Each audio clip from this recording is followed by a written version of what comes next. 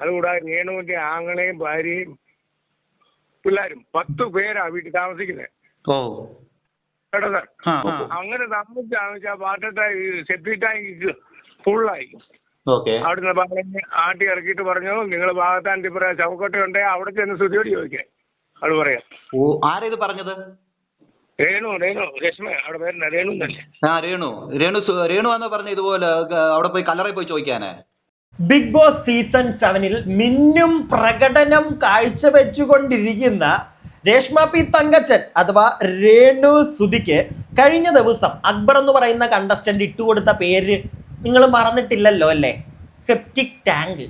ഈ septic tank എന്നുള്ള പേര് ഇട്ട് കൊടുക്കാൻ കാരണം ഈ അക്ബർ ബിഗ് ബോസിലേക്ക് പോകുന്നതിന് മുമ്പ് രേണുവും സുധിയും അവരുടെ, അതായത് സുധിയുടെ മരണത്തിന് മുമ്പ് അവർ താമസിച്ചു കൊണ്ടിരുന്ന വീടിൻ്റെ ഉടമസ്ഥനെ എങ്ങാനും കണ്ടിട്ടാണോ ഈ അക്ബർ അതിനകത്തോട്ട് പോയത്? എൻ്റെ ഒരു സംശയം, എനിക്ക് സംശയം വരാനുള്ളൊരു കാരണമുണ്ട്. എന്താണെന്നല്ലേ, രേണുവും സുധിയും ഒരു 73 വയസ്സ് പ്രായമുള്ള ഒരു ചേട്ടൻ്റെ വീട്ടിൽ വാടകയ്ക്ക് താമസിച്ച് ആ ചേട്ടനെയും പറ്റിക്കുക ഇൻ ദ സെൻസ് കാശ് കൊടുത്തിട്ടില്ലടേ. താമസിച്ച കാശിനും ഇട്ട അപ്പിക്കും കാശ് കൊടുത്തില്ല. ഈ ഇട്ട അപ്പി എന്ന് ഞാൻ പറയാൻ കാരണം എന്താണെന്നറിയാമോ? 3 പേർക്ക് വാടകയ്ക്ക്, 3 പേര് താമസിക്കാൻ വേണ്ടി വാടകയ്ക്ക് 73-കാരനായിട്ടുള്ള ഒരു പാവൻ ചേട്ടൻ വീട് വാടകയ്ക്ക് കൊടുത്തപ്പോൾ റെന്റ് കൊടുത്തില്ല. റെന്റ് കൊടുക്കാതെ മുങ്ങി പോട്ടെ. ഈ 3 പേർക്ക് പകരം ആ വീട്ടിൽ ഏകദേശം 10 പേരാണെന്ന് താമസിച്ചത്. ആ 10 പേരും കൂടെ മുക്കിയിരുന്ന് കഷ്ടപ്പെട്ട് അപ്പിയിട്ട് സെപ്റ്റി ടാങ്ക് നിറച്ച് അതും പൊട്ടിച്ചിട്ട് ആ പുള്ളി കെട്ടിൻ്റെ പണിയും കൊടുത്തിട്ടാണ് അവിടുന്ന് പോയത്. ഈ കഥയെങ്ങാനും അക്ബർ അറിഞ്ഞിട്ടുണ്ടോ എന്നൊരു സംശയം എനിക്ക്. അപ്പോൾ എന്താണെങ്കിലും എല്ലാവർക്കും പുതിയൊരു വീഡിയോയിലേക്ക് അങ്ങോട്ട് സ്വാഗതം. ഞാൻ ആരുടെയൊക്കെയോ പ്രിയങ്കരനായ സൈക്കോ ബോയ്.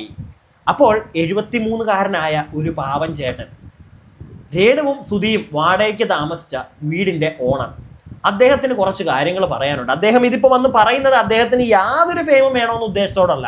പക്ഷേ രേണുവും സുധിയും കുടുംബക്കാരും ഇട്ട് നിറച്ച ആ ഒരു സെപ്റ്റിക് ടാങ്കൊക്കെ പൊട്ടി അതിനകത്തുനിന്നൊക്കെ ഒരുപാട് കാശൊക്കെ ആ ചേട്ടന് നഷ്ടം വന്നേ. അതിൻ്റെ പുറകെ നടന്ന് 3500 രൂപ വാടകയെ അവർക്ക് കിട്ടുന്നുണ്ടായിരുന്നുള്ളൂ ആ പുള്ളിക്ക്. ആ സെപ്റ്റിക് ടാങ്ക് മാറ്റാൻ 7,000 രൂപയായി. അങ്ങനെ അതും പോട്ടെ, വാടക ഇനത്തിൽ ഇനിയും കാശ് കൊടുക്കാനുണ്ട്. രേണു സുധി മറ്റേ ദിം ദിം ദിം ഷോർട്ട് ഫിലിമിൽ അഭിനയിച്ചും മറ്റേ എന്താണ് റീൽസ് അഭിനയിച്ചും ഒക്കെ കുറേ കാശുണ്ടാക്കിയല്ലോ.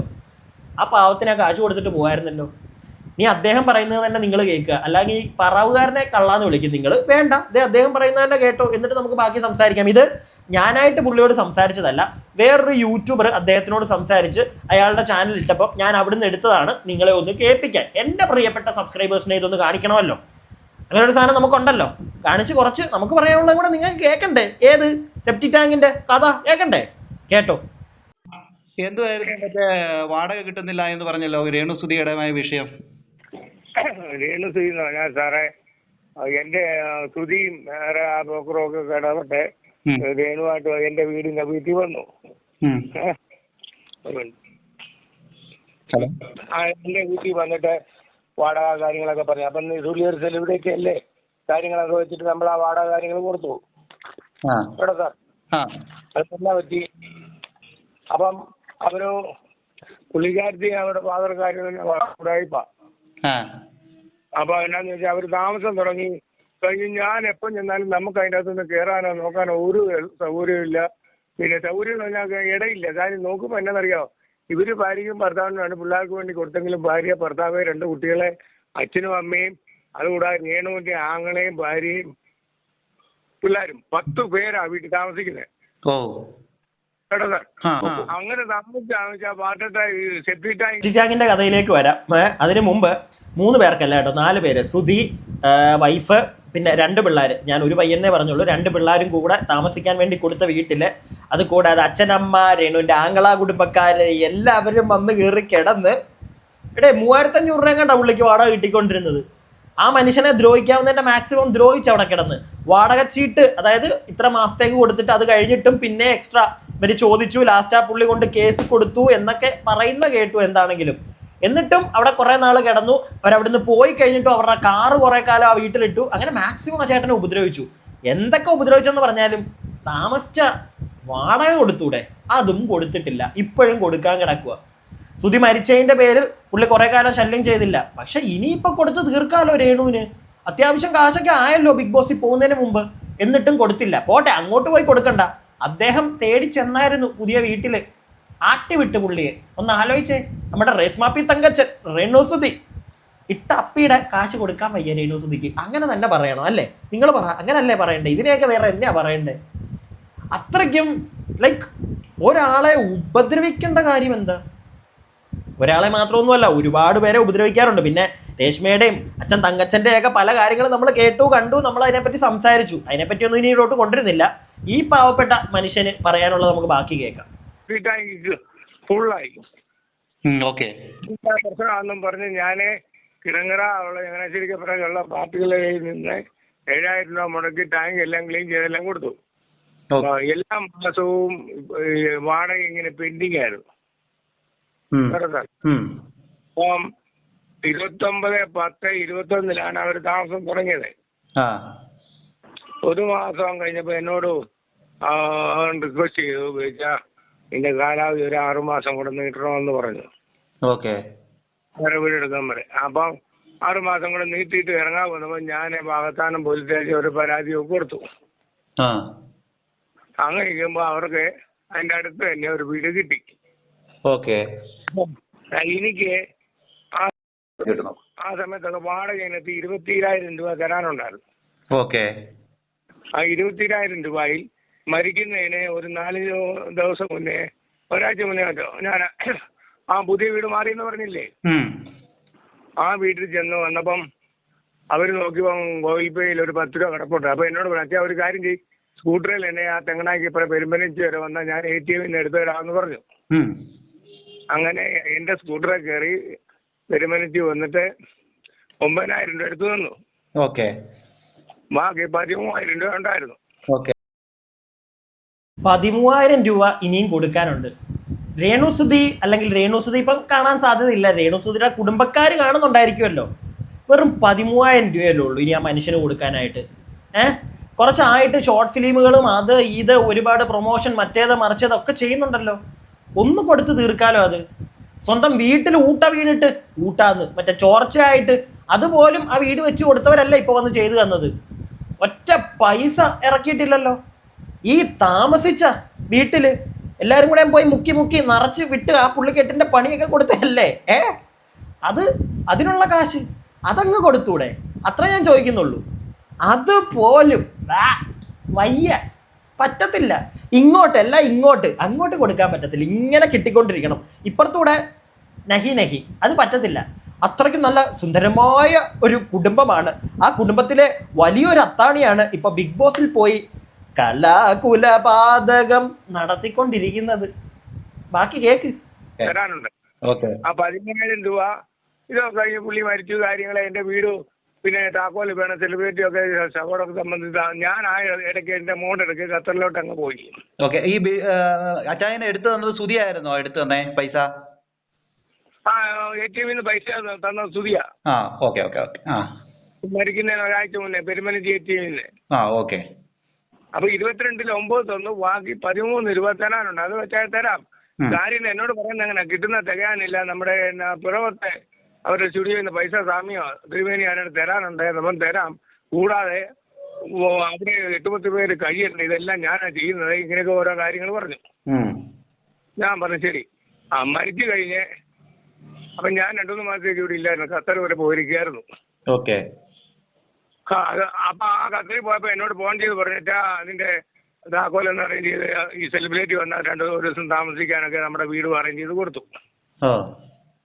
അതെല്ലാം കഴിഞ്ഞ് ഞാൻ വന്നു കഴിഞ്ഞ് പിന്നെ ഞാൻ അന്വേഷിച്ചപ്പോൾ നമുക്ക് പൈസ പല വിധത്തിൽ നിന്നൊക്കെ വരുന്നുണ്ട് കാര്യങ്ങളെ.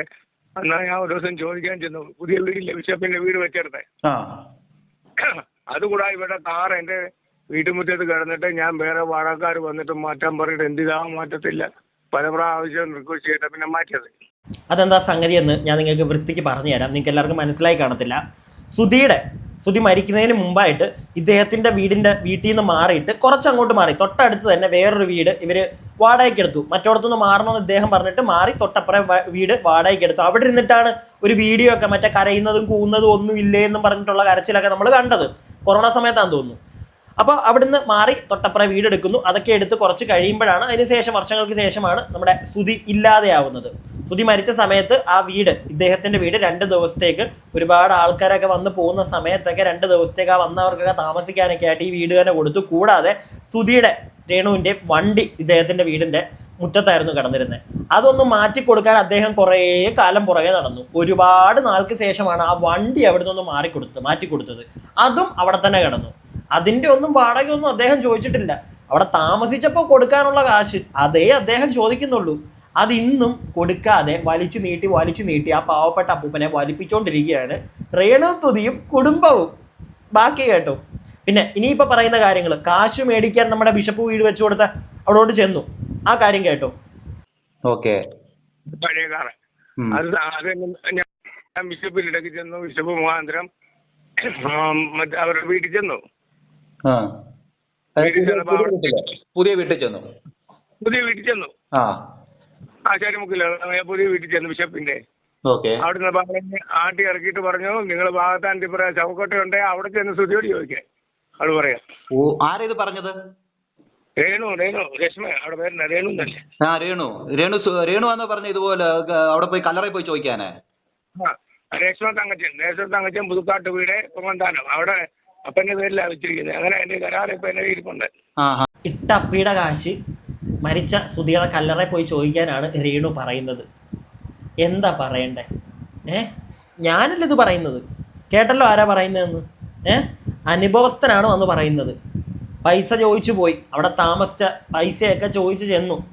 അവിടെ ചെന്നപ്പോഴത്തേക്ക് പറഞ്ഞതാണ്, സുധിയുടെ കല്ലറയിൽ പോയി ചോദിക്ക്, പുള്ളിയാണല്ലോ എന്നെ എൻ്റെ കുടുംബക്കാരെയൊക്കെ കൊണ്ടുപോയി അവിടെ താമസിപ്പിച്ചത്. ഞങ്ങൾ ഇട്ട കപ്പിയുടെ കണക്കൊക്കെ പുള്ളിയോട് പറഞ്ഞാൽ മതി, സെപ്റ്റി ടാങ്ക് പൊട്ടിയതിൻ്റെ കണക്ക് പുള്ളിയോട് പറഞ്ഞാൽ മതി, പുള്ളി കുഴിയിൽ നിന്ന് എണീറ്റ് വന്ന് തരും. ഇടയ്ക്കിടയ്ക്ക് മറ്റേ ബിഗ് ബോസ് ചെന്നപ്പോൾ മേപ്പോട്ട് നോക്കി എൻ്റെ സുധിച്ചേട്ടാ ആവാഹിച്ച് കൂടെ നിർത്തിയിട്ടില്ലേ? അതേപോലെ ആവാഹിച്ച് എടുക്കുമ്പോഴത്തേക്ക് പുള്ളിയോട് അങ്ങ് പറ, സുധിച്ചേട്ടാ നമ്മൾ ഇട്ട അപ്പിയുടെ കാശ് കൊടുക്കാനുണ്ട് ഇനി മിച്ചം, അത് കൊടുത്ത് തീർക്ക്. എങ്ങനെ പറ്റുന്നു ഈ കുടുംബത്തിന്? അതാണ് എനിക്ക് അറിയാൻ പാടില്ലാത്തത്. ബാക്കി എന്നിട്ട് എന്നോട് പറഞ്ഞു, അപ്പൊ ഞാൻ കേട്ടോണ്ട് പോന്നു. കുറച്ച് കഴിഞ്ഞ് പിന്നെ ഞാൻ ആ വഴി പോയപ്പോ ഒന്ന് കയറിയപ്പോ ആ പുള്ളിക്കാരൻ എന്നെ കുറെ ഒത്തിരി എല്ലാം പറഞ്ഞു. നാണമില്ലേ ഇങ്ങനെ നടക്കുവാണോ അങ്ങനെ ഇങ്ങനെയാണെന്നും പറഞ്ഞു. ഞങ്ങൾ ചിലവ് ചെയ്യുന്നത് എങ്ങനെയാണെന്നറിയാവോ, ബുദ്ധിമുട്ടാണ്. ഞാൻ പറഞ്ഞു ബുദ്ധിമുട്ടാണ്, തരണ്ട, കൊണ്ടേ തന്നാ മതി എന്നും പറഞ്ഞ് ഞാൻ സാറേ ഇനി പോന്നു. ആ ബിഷപ്പിനെ കണ്ടിട്ട് ഞാൻ ഇനി പോന്നു. ബുദ്ധിമുട്ടാണെങ്കിൽ തരണ്ട എന്നീ വ്യക്തി പറഞ്ഞിട്ടുണ്ട്. എന്ത് ബുദ്ധിമുട്ടാണ് അവർക്കിപ്പോൾ ഉള്ളത്? അല്ല, എനിക്ക് അറിയാൻ പാടില്ലായിട്ട് ചോദിക്കുക. എന്ത് ബുദ്ധിമുട്ടാണ് ആ കുടുംബം ഇന്ന് നേരിടുന്നത്? സ്വന്തമായിട്ടൊരു വീടുണ്ട്, വാടകയും കോപ്പൊന്നും ഇപ്പം കൊടുക്കണ്ട. രേണുവിന് ആവശ്യത്തിനുള്ള പരിപാടി നടക്കുന്നുണ്ടായിരുന്നു. ഇത്രയും ഇവിടെ ബിഗ് ബോസിൽ പോകുന്നവരെ ഉണ്ടായിരുന്നല്ലോ, എല്ലാ ദിവസവും ഷൂട്ടാണ്, തിരക്കാണെന്നാണ് രേണു പറയുന്നത്. എന്താ കാശ് മേടിക്കാതെ ഫ്രീ ആയിട്ടാണോ പോയി രേണു ഇതൊക്കെ ചെയ്തു കൊടുക്കുന്നത്? രേണു എന്താ ആരാ മറ്റേ വിശുദ്ധ ആരെങ്കിലും ആണോ? കാശ് മേടിക്കാതെ ഷോർട്ട് ഫിലിമിൽ അഭിനയിക്കാനും റീൽസ് ചെയ്യാനും പ്രൊമോഷൻസ് നടത്താനും കാശ് മേടിക്കുന്നുണ്ടല്ലോ. ആ വീട്ടിലേക്കായിട്ട് എന്തെങ്കിലും ചെയ്തിട്ടുണ്ടോ? എനിക്കറിയത്തില്ല, നമുക്കറിയത്തില്ല. നമ്മൾ ആ വീടിൻ്റെ ഓട്ട അത് അടയ്ക്കാൻ വരെ ചെയ്തവർ തന്നെ വന്ന് ചെയ്തു കൊടുക്കണം, മെയിൻ്റനൻസ് പോലും ചെയ്യാൻ വയ്യ. അപ്പോൾ ഇതുപോലുള്ള ആൾക്കാരോട് എങ്ങനെ? രേണുവിൻ്റെ അച്ഛനാണ് പറഞ്ഞത്, സൂപ്പർ സ്റ്റാറാണ് പറഞ്ഞത്, കാശില്ല, അയ്യോ പാവങ്ങളാണേ, കാശില്ലേ ഞങ്ങൾക്ക്, ദരിദ്രരാണേ. എങ്ങനെ പറ്റുന്നടോ തങ്കം മോനെ? തനിക്കൊക്കെ പറ്റത്തുള്ളൂ, അത് വേറെ കാര്യം. ബാക്കി ഇപ്പൊ എനിക്കാണെങ്കിൽ ഒത്തിരി എനിക്കൊരു ഹാർട്ടിന്റെ പ്രശ്നമുണ്ട്. ഇപ്പം തന്നെ പറയാതെ ഞാൻ 4 ആൻറ്റിപ്ലാസ് ചെയ്ത് 3500-600 രൂപ ഗുളിക മരിക്കുന്ന. ഓക്കെ. അത് എൻ്റെ മോക്ക് 12 വർഷം കൂടി 2 കുട്ടികളുണ്ടായി, 25 ലക്ഷം രൂപ ആളുമായി മുഴുവൻ പണയം വെച്ചിരിക്കുക. 8ാം മാസം ഓപ്പറേഷൻ ചെയ്തെടുക്കുമായിരുന്നു. ഓക്കെ. പിന്നെ ഞാൻ എൻ്റെ കുന്നമ്പുറം പള്ളിയില്ല, തൃക്കുർത്താനം പള്ളിയിലായിരുന്നു മാമോയിസ. ഓക്കെ. എങ്ങനെയായാലും സാറേ ആ പൈസ ഒന്ന് കിട്ടിയാൽ വളരെ ഉപകാരമായിരുന്നു. ഓക്കെ. ഇനിയിപ്പോ കിട്ടാനുള്ളത് 13,000 രൂപയാണ്. ഇതെല്ലാം വാടക കാശാണല്ലേ? എല്ലാം ആണ്. ഓരോ പ്രാവശ്യം തന്നിരിക്കുന്ന വിവരങ്ങളെല്ലാം ഞാൻ എഴുതിയിട്ടുണ്ട്. എനിക്ക് ഫോട്ടോ എടുത്ത് അയക്കാൻ അറിയത്തില്ല. എൻ്റെ മോൻ ഇപ്പം മാമൂസായിക്ക് വന്നിട്ടുണ്ട്, അവനിപ്പോൾ ഇവിടെ ഇല്ല. അങ്ങോട്ട് വന്ന ഉടനെ ഞാൻ വേണം സാറിന് ഈ വാട്സപ്പ് നമ്പറല്ലേ? ഇത് വാട്സപ്പ്. ഓക്കെ, ഇത്രയും മതിയല്ലോ, കൂടുതലൊന്നും വേണ്ട. അപ്പോൾ 13,000 രൂപ നല്ല വൃത്തിക്ക് ഒരു പാവപ്പെട്ട മനുഷ്യനെ പറ്റിച്ചിട്ടാണ് അകത്ത് പോയി ഗെയിം ഗെയിമല്ല എന്തൊക്കെയോ കാണിച്ചുകൊണ്ടിരിക്കുന്നത്. കരച്ചിൽ നാടകം. പാവക്കുട്ടി നിനക്ക് കണ്ണില്ല, തത്തമ്മേ നിനക്ക് കണ്ണില്ല, നീ പോ, നിന്നോട് ഞാൻ പറയത്തില്ല, എന്നിട്ട് തുതിച്ചേട്ടാ ക്യാമറ എവിടെ ക്യാമറ തുതിച്ചേട്ടാ. ബിഗ് ബോസ് ക്ഷമിക്കണം, ബിഗ് ബോസ് ജനങ്ങളെ നിങ്ങൾ ക്ഷമിക്കണം, അറിയാതെ പറ്റിപ്പോയതാ. കസിനെ നീ വീഡിയോ ഇനി പുറത്തു വിടല്ലേടാ. നാടകം എന്ന് പറഞ്ഞു കഴിഞ്ഞാൽ നല്ല ഒന്നാന്തരം നാടകം ആടിക്കൊണ്ടിരിക്കുകയാണ് രേണു സുധി അതിനകത്ത് നിന്ന്, പുറത്ത് പല ആൾക്കാരെയും പറ്റിച്ചിട്ട്. ഇതൊക്കെ ഒതകുമോ രേണു സുധിയും കുടുംബമേ? എനിക്ക് അറിയാൻ പാടില്ലാണ്ട് ചോദിക്കുക. രേണുവിനും കുടുംബത്തിനും ഇതൊക്കെ ഒതങ്ങോ?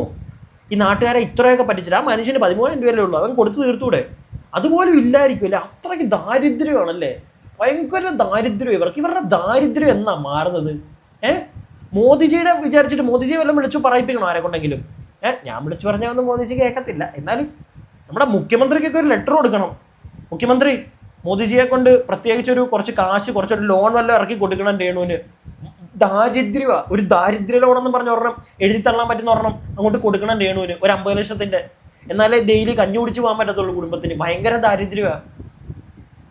ഇങ്ങനെ പറ്റുന്ന ഈ ഐറ്റത്തിനൊക്കെ എല്ലാവരും വോട്ട് ചെയ്യണം കേട്ടോ. രേണുവിന് ആരും മറക്കാതെ വോട്ട് ചെയ്യണേ കേട്ടോ. PR ചേട്ടന്മാരൊക്കെ ഇപ്പം അതിൻ്റെ അടി വരും. എല്ലാവരും ചേട്ടന്മാരെ നമ്മൾ പറഞ്ഞേക്കാം കേട്ടോ ആൾക്കാരോട്, എല്ലാവരും വോട്ട് ചെയ്യണം. രേണുവിന് മറ്റേ കുതിരപ്പന്തി ചിന്തത്തിന് എല്ലാവരും വോട്ട് ചെയ്യണം. രേണു സുധി അടുത്ത ബിഗ് ബോസ് സ്റ്റാറായിട്ട് വരണം. ലക്ഷങ്ങൾ രേണു സുധിക്ക് കിട്ടണം. എന്നാലേ രേണു സുധിക്ക് കഞ്ഞി കുടിച്ച് പോകാൻ പറ്റത്തുള്ളൂ. അത്രയ്ക്കും കഷ്ടതയിലാണ് രേണു സുധി. എല്ലാവരും സഹകരിക്കണം, വോട്ട് കുത്തുക. രേണു സുധി BBR സ്പേസ് രേണു സുധി എല്ലാവരും വോട്ട് കുത്തുക. പിന്നെ ഇടയ്ക്കിടയ്ക്ക് ആഴ്ചയിൽ എലിമിനേഷനിലേക്ക് വരുന്നതിൻ്റെ വീഡിയോ ഒക്കെ വരും. എല്ലാവരും അതൊക്കെ കണ്ട് സന്തുഷ്ടരായിട്ട് രേണു സുധിക്ക് വോട്ട് കുത്തുക. എനിക്ക് ഇത്രേ പറയാനുള്ളൂ. ഒരു പാവം മനുഷ്യൻ, 73 വയസ്സുള്ള പയ്യനെന്ന് 73 വയസ്സുള്ള ഒരു പാവം മനുഷ്യൻ നല്ല ഒന്നാന്തരമായിട്ട് അണ്ണാക്കി കൊടുത്തിട്ട് അതിനകത്ത് പോയിരിപ്പുണ്ട്. എല്ലാവരും വോട്ട് കുത്തി ജയിപ്പിക്കുക. ഓക്കെ, എനിക്ക് ഇത്രയൊക്കെ ഉള്ളൂ പ്രിയപ്പെട്ടവരെ പറയാൻ. നിങ്ങളുടെ അഭിപ്രായങ്ങൾ താഴെ കമൻറ്റ് ബോക്സിൽ പറയുക. വീഡിയോ ഇഷ്ടപ്പെട്ടാൽ ലൈക്ക് ചെയ്യുക. സബ്സ്ക്രൈബ് ചെയ്യാത്ത ആളുകളുണ്ടെങ്കിൽ ഒന്ന് സബ്സ്ക്രൈബ് ചെയ്യുക. അടുത്ത വീഡിയോയ്ക്കായി ബിഗ് ബോസിൻ്റെ റിവ്യൂ ആയിരിക്കും. അതിന് വേണ്ടിയിട്ട് എല്ലാവരും അങ്ങോട്ട് stay tuned and stay viewed.